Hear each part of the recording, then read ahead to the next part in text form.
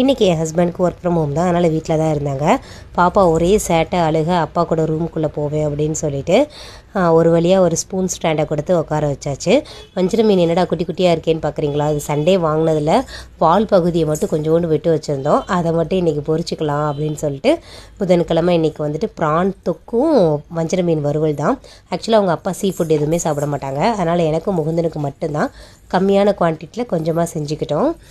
இதுக்கப்புறம் ஈவினிங் ஸ்நாக்ஸுக்கு வந்துட்டு கொஞ்சம் டார்க் சாக்லேட் ப்ரௌனி செஞ்சது போக ரிமைனிங் இருந்தது. அதை வந்துட்டு எப்படி காலி பண்ணுறதுன்னு யோசிச்சுட்டு இருந்தேன். அதனால் கொஞ்சமாக ஆல்மண்டை ரோஸ்ட் பண்ணி அதை சாக்லேட்டில் டிப் பண்ணி ஸ்டோர் பண்ணிக்கிட்டேன். இனி குட்டீஸ்க்கு இதை கொடுத்தா கொஞ்சம் ஹெல்த்தியாகவும் இருக்கும், விரும்பியும் சாப்பிடுவாங்க. இதுக்கப்புறம் இன்றைக்கி மீன் தொட்டி வாங்கிட்டு வந்தோம். ரொம்பவே சூப்பராக இருந்தது. நிறைய மீன் வந்து வாங்கி விட்டுருக்கோம். கலர்ஃபுல்லாக இருந்துச்சு வீடே. ரொம்ப நாளாக வாங்கணும்னு ஆசை, ஒரு வழியாக வாங்கியாச்சு.